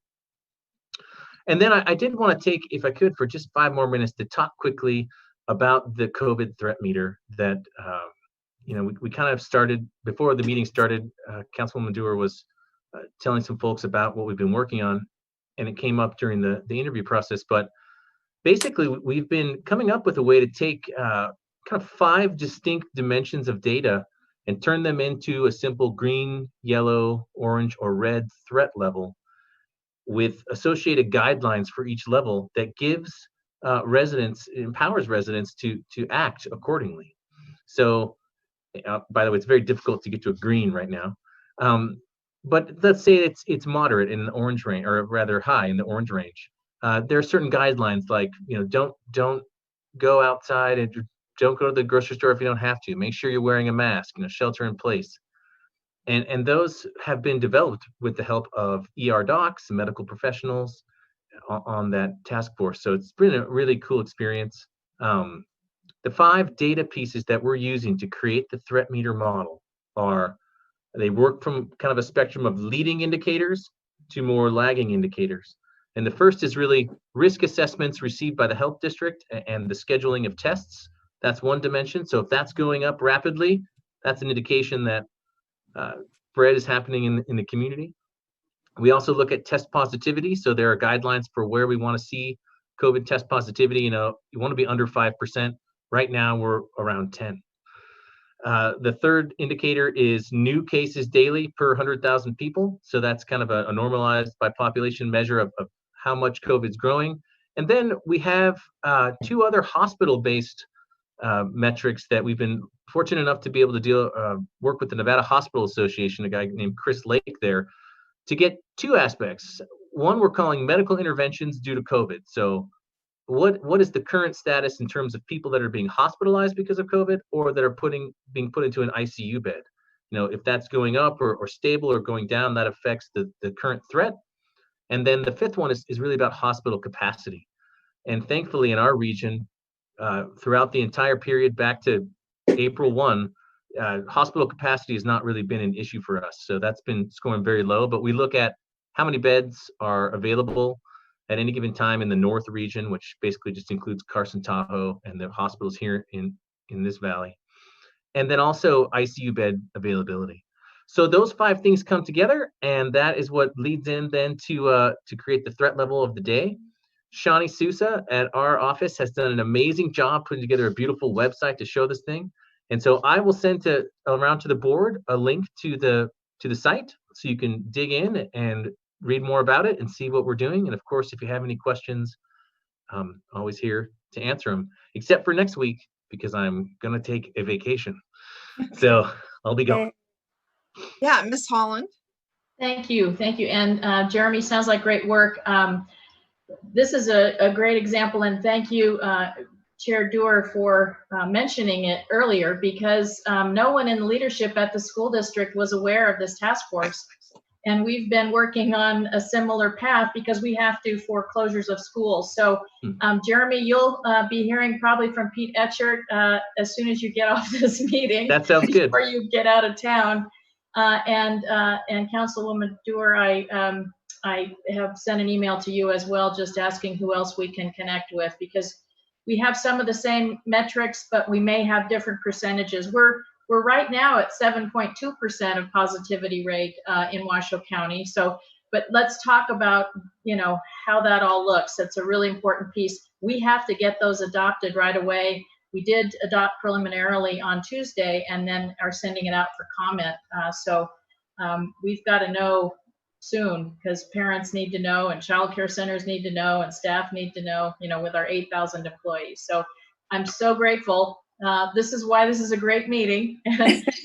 So grateful to have that information, and we'll get that collaboration going ASAP. Cool, really cool. I'll just add that one of the unique factors or things about the meter is it's actually a mathematical model, and it takes into account all of these factors, adds them together, and says, well, maybe you have plenty of hospital capacity, but your cases are skyrocketing, and therefore you are over in orange, threatening to red. Or maybe everything is sort of just kind of cruising along, and you're down at a low yellow, and people's behavior can change. So that's what the task force is really focused on, is what are some interventions that can be taken, and how do we put the power back into people's hands to make decisions that they're comfortable with based on, we liken it to a burn code. What actions are you going to take if you know we're on a red flag? And what would you do different if it was a yellow flag? You might have fires in a camp grate, but not on the ground, until it's green. So those are the kind of things that we want to put into people's hands so they don't feel so controlled by government through this. I mean, there's certain must-dos, but there are certain things that they can take into their own hands and be a master or mistress of their own destiny. So anyway, good tool, just a tool, one factor. Mr. Lawson, board comment. Yeah, Jeremy, will you make sure that Manager Kreutz gets that information also? Yes, absolutely. Obviously, Washoe County should have it also, but just for the managers that they're aware of it at least. Because I wasn't aware of this until just right before this meeting. I'll make sure all three managers get emails to them as well. Chair, thank you so much. And the superintendent. And the super. Yep, you got it. Thank you. Yes, Mr. DeHare, sorry. Yes, and I can just tell you, Neil does know about it. It's just we were waiting for it to get to a place. Exactly. Yeah, I have the honor of serving on the board, and it is something we're just kind of waiting to put the pieces together. We knew there would be tons of questions immediately, and so as soon as it's there, it'll be out very soon. But that's why. I think that exactly. Thank you so much, Mr. DeHare. And the idea is it's been under development vetting, really a beta testing. I think all of us were a little nervous to kind of pull the plug and say we're ready. And the community is over eager for it. And I made the same comment to Jeremy. As soon as Dr. Azam is the medical director for the state, and I think Jeremy's going to show that to him and get some of his blessing that it seems good, or if he has some improvements he'd like to see. But I think that's our final test.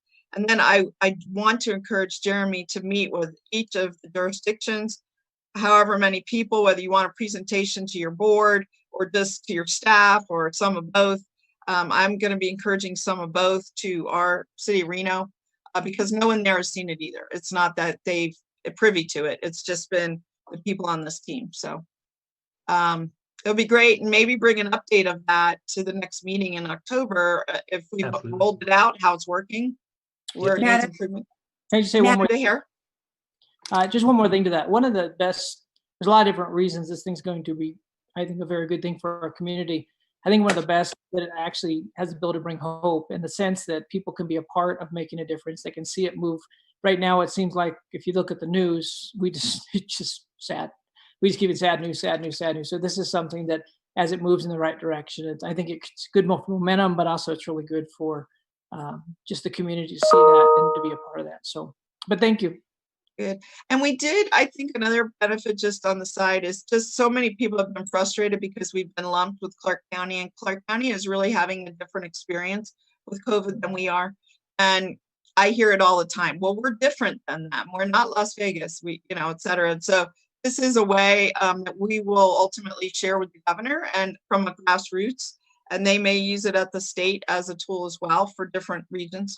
So Ms. Weber, did you have some more comments? Yes, I did. And I want to make sure that I ask this question, and I'm not trying to detour or take us away, but have we ever, as the Regional Planning Governing Board, had a presentation? Have we voted on the use of what we're doing here? And I'm concerned about that. And I think that we probably all should be concerned if we have not voted on this process. We're using our regional planning agency to do something that I don't know if we've even voted on this. And I think that that's really important to bring forward. And I hope that we have had the discussion, or because the agency works for all three entities. And I know that you're going through the process with the city of Reno, but I only think it's fair that all entities vote on this before we move forward much sooner, and much sooner than later. So thank you. Well, that's why I'm asking Mr. Smith to bring it. Like a lot of things, it's sort of very grassroots grew, and he happened to be the best person in our region to help the community deal with this problem. But you're absolutely right. We have not given Jeremy formal direction. That's why he's been doing it in his off time on the weekends. But now at this point, it is becoming, a bigger deal. And so we absolutely need to take that kind of action and see it. So Mr. Reese. Thank you, Madam Chair. Can we just agendize for the next meeting a formal vote on the use of staff time for this purpose? Yes. I 100% agree that it is an appropriate purpose for this body. It's an appropriate purpose for the time that's been spent. I am thankful that it is very near to being able to be used and released. You can tell from Ms. Simon Holland's comments and from my own general feeling that this is an invaluable exercise. I of course, believe that there are things which the staff can do without our taking a formal vote on them, but I'm happy to agendize and vote so that the community knows that I support this kind of metric and thoughtful data-based approach to efforts in this region. The sooner the better, because a month from now is too long for us to wait to be able to show this kind of a metric and be able to offer it to the folks in this region. So if we had to do an emergency meeting at which it was done, I would be in favor of that. But suffice to say, I am so excited to see it. I think it'll be a fabulous tool. I think it's been a good use of your personal time, of course, and I thank you for it. I am someone who sometimes doesn't have all the metrics that are just so handily available. And so seeing it in the format that you're providing helps me to communicate with our constituents and make policy decisions. So thank you for your efforts. I really do appreciate it. Happy to be supportive of it. Okay. Great idea. And we may, if you feel it's important, Ms. Weber, before October, because we're not going to hold bowling out, a tool that we have, but I don't want to commit more of this whole staff's time at this point. It may expand. So I will look forward to scheduling a special meeting, I'm thinking, just to cover this issue. I think it would be good to do that and then do a press release afterwards. But I think the body needs to really vote on it sooner than later. Yeah. So that Jeremy can do it not on his off time. Yeah, I hear Madam you. Chair. Yes, Madam Mr. Zavita. Thank you. And to Board Member Weber, when this started, I was working with Dr. Smith, making sure that we honored the rules applicable to regional planning. I was taking care of the board's interest. You specifically have a bylaw that requires either a board action or certain board members can only direct staff. He was aware of that, and that's why he was doing it his off time, and I've been working with him so he wouldn't run afoul of the Regional Planning Governing Board rules. Right. Thought I'd add that. We should like to get paid for it on his time. On our time. Very good. Thank you. Okay, well, we will get that scheduled. Would anybody, this is a section of the meeting where we do have board comments. Does anybody else like to make a comment? Okay, I have one last comment, and that is I wanted to express my deep appreciation to Councilmember Abbott for his leadership over this last year. I have really enjoyed being your vice chair. I have learned a lot. We never stop learning, and just having you as a fresh face, chairing this group, I think you did a great job. I really do. And, I hope to memorialize that at a future meeting, but I at least wanted to say it right now under this part of the agenda. the appropriate part of the agenda. So thank you for your leadership and, sharing your wisdom. If for those of you who don't know, Don Abbott and I had a number of joint meetings over the last year to discuss issues, and I found it very, very helpful. Thank you. I think, it was a pleasure serving this board. It was my first chairmanship of any board that's been elected, and it was a large one. Definitely, we're a big board. It was fun, and just thank you all for trusting me to do it. I had a lot of fun. I won't lie, it was definitely challenging in the beginning. I was very scared and nervous, and you guys were all welcoming, and it worked out really well. Thank you. It was fun. Great job. Okay, yes, that's definitely. Thank you. Thank you. I wish we could actually be there to give you a pat on the back. Thank you so much. So the next item is legal counsel's report. And in the future, I don't know if we could rearrange the agenda, but I would love to hear from our board of trustees from the school board earlier in the meeting rather than at the very end of the meeting. So it's just something to think about, Dr. Smith. So Mr. Azevedo. Thank you, Madam Chair. I have some good news for the board. You may have figured it out when reading your packet. Jessica and I have left Dyer Lawrence, and we have started our own firm. Our relationship with the board won't change. You have the lawyers you've always had, the same fiscal arrangement. We have provided a letter to Mr. Smith, if the board is agreeable to it, to simply change the name on the contract from Dyer Lawrence to Azevedo and Prunty. And we are here to continue our relationship. I'm very happy about it, very pleased. And I assume Jessica is too. I'll let her speak for herself. But it's a good move for the both of us. The practice area with the old firm on occasion had conflicts, and so that led to consideration of it from my perspective. And when Jessica approached me, it made a lot of sense. So I'll leave it with that. Fantastic. Well, you had an opportunity to meet with myself and Mr. Abbott earlier and fill us in on this change, and you guys are doing a terrific job for us, in my opinion. So I don't know if this is an administrative, I think it's just changing the name. You're the same people. You can advise us legally if that's all we have to do. Do we have to revote? Or? No, Madam Chair, it's just changing the name on the contract because we're not with Dyer Lawrence anymore. Same contractual terms, same amount, everything's identical. Okay. You have the same lawyers, so, but I wanted to make the board aware of it. And you probably saw the new letterhead in your packet this time. So we did. Okay, well, and then finally, yes, Mr. Reese, we're still on legal comment. Legal, did you have a question for our attorneys? Yes, I actually just wanted to make a comment. Mr. Azevedo and Ms. Prunty, it's been a privilege working with you over the last year. As the other lawyer on this body who is not this body's lawyer, I can say that you are two of the finest lawyers that I've had the privilege to work with. So I'm excited that you'll continue in that representation. It's not an easy task because there's lots of pitfalls and traps out there for the unsuspecting or unwary or unwise, but you have both led us through, at times complicated things and at other times things which seem pretty benign, but can become difficult. It is not an easy task. I know that firsthand. And so I salute the both of you. And going into private practice is always a challenge, no matter the occasion or the opportunity. But when you have good people to do it with, it makes it much easier. So thank you for your service. Thank you for your continued service. And I'm really excited for the both of you. I love the letterhead. Right. Great comments. Okay. Any rebuttal there, Mr. Azevedo? Thank you. That's all I can leave it with that. Thank you. Okay. All right. Okay, the next section of our meeting will turn to our Washoe County School District Board of Trustees member, Katie Simon Holland, for her report. Thank you, Madam Chair. I will be brief. As many of you who were on the call before we started the meeting formally heard, of course, school starts on Monday, and it's been a really bumpy road, but we have an excellent reopening plan that is posted on the school district's website. There are still lots of challenges.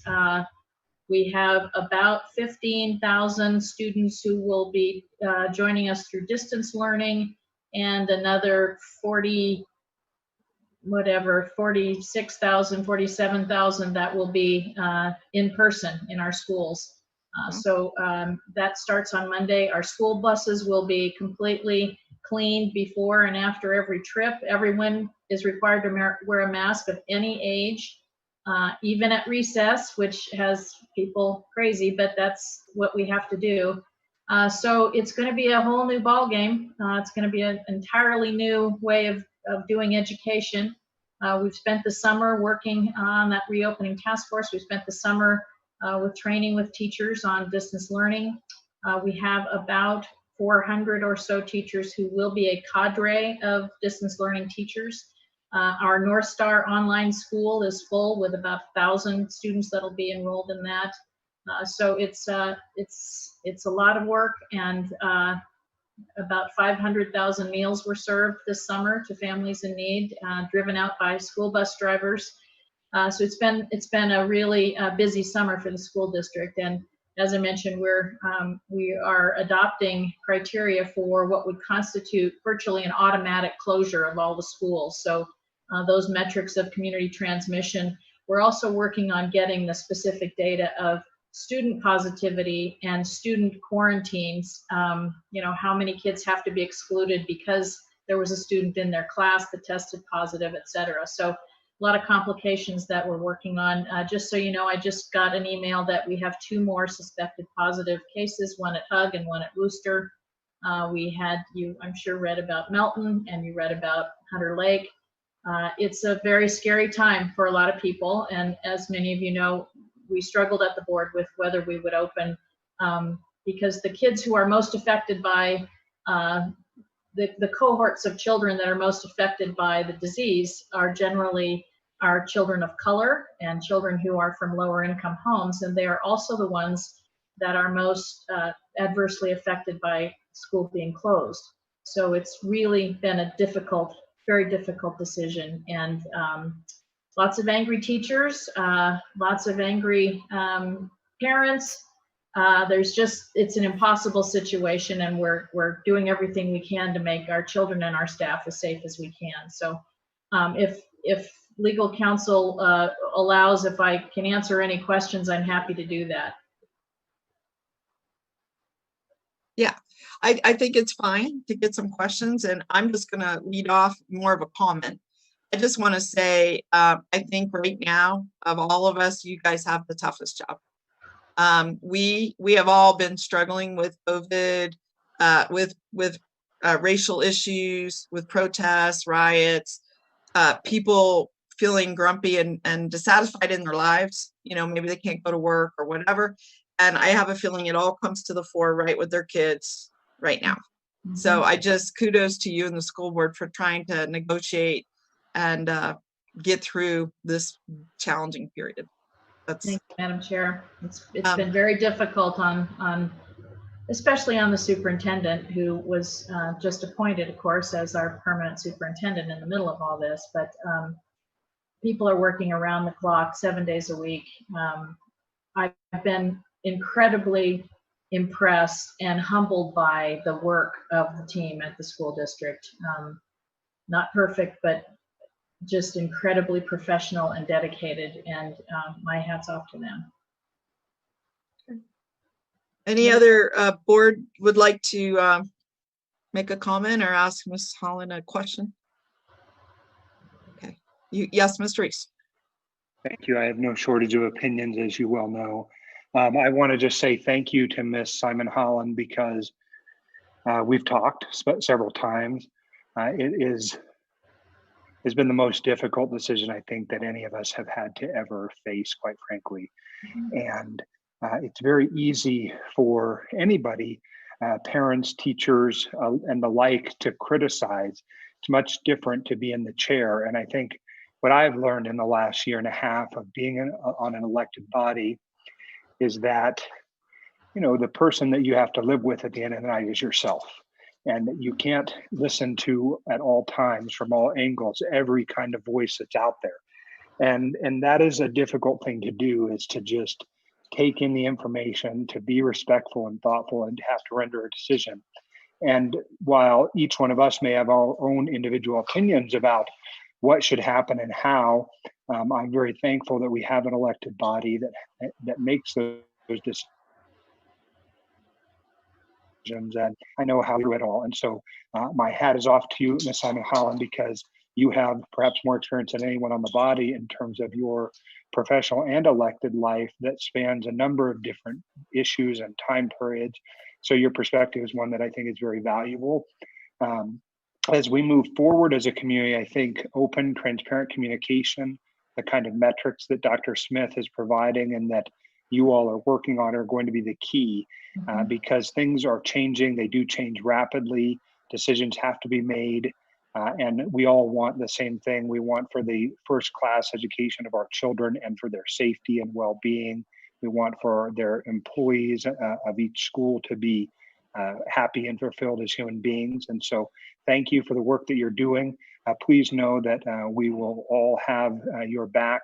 Even when we disagree on certain things, we know that the work that you do is awesome and powerful. And I just can't thank you enough. Well, thank you, Mr. Reese. And I do want to thank certainly members of the local governments.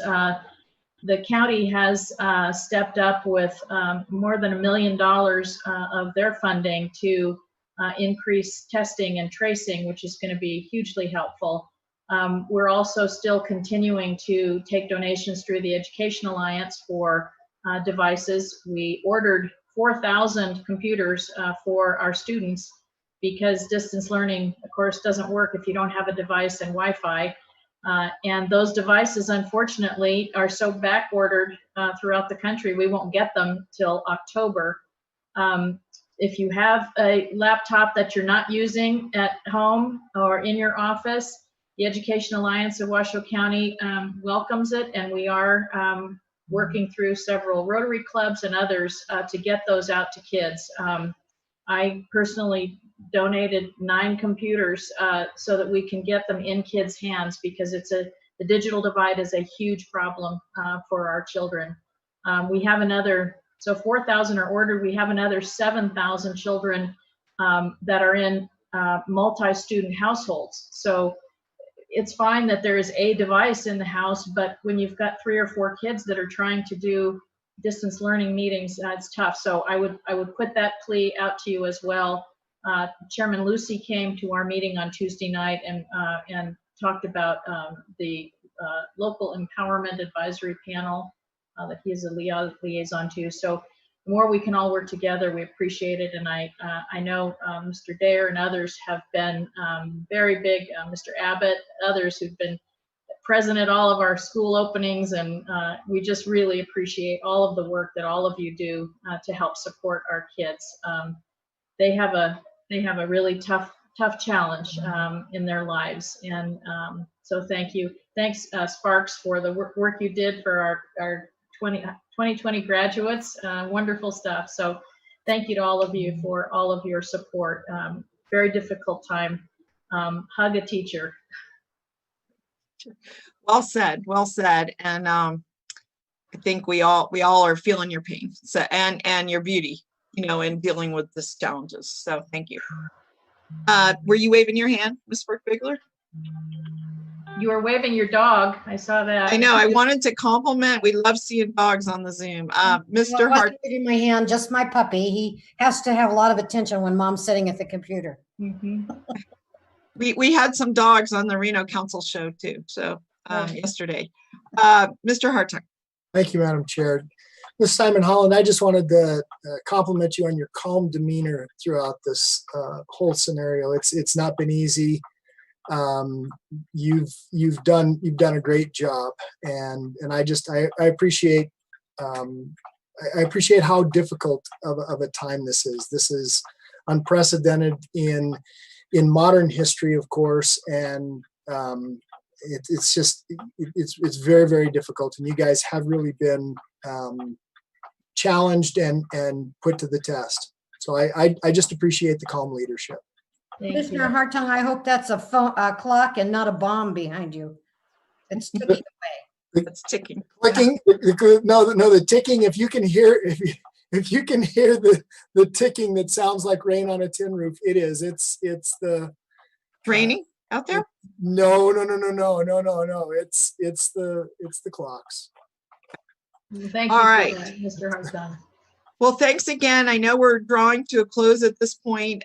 We want to turn our attention now to item 10, which is request for future agenda items.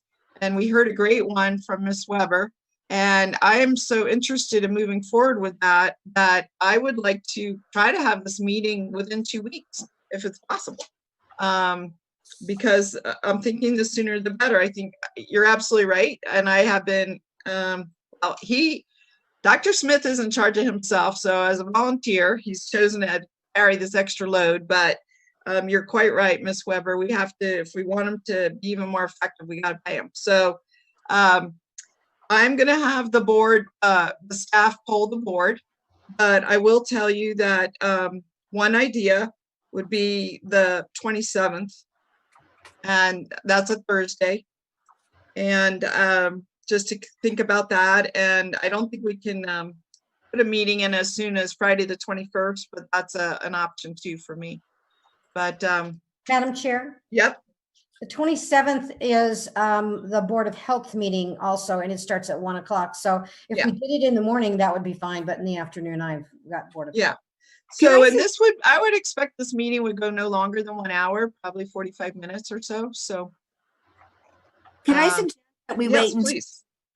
The first week in September? It just would be easier. It would give Jeremy time. He's going to be out of town. I just think of, and I think there's plenty to do to get prepared for even a quick meeting. So if you would look at like maybe starting the 1st of September or sometime during the spring. Yeah. You're absolutely right. And he is going on vacation, so it's not like he'll be doing a lot of work on this. So. Right. Good point. I just wanted to, so great idea. So I'm going to have request the staff to send out some proposed meeting times for this. Okay. All right. And then anything else on future agenda items people would like to hear? We've already heard some things from Dr. Smith relating to updating the tiers, to doing an annual report. Ms. Breckes, did you have something? You're just okay with what we're hearing? Okay. Anyone else? Okay. All right. So I think we have a good start for our next meeting. And at this point, we're going to turn ourselves to public comment. Any final public comment? There's none. Okay. And then any written correspondence? There is none. Okay. And then I'm looking for a motion to adjourn, or I have no problem declaring us adjourned. So moved. Okay. Second. All right. We have a motion and second. All in favor? Aye. All right. Thank you all for being here. Great meeting. Great choice, Dr. Smith. And we'll see y'all soon. Thank you.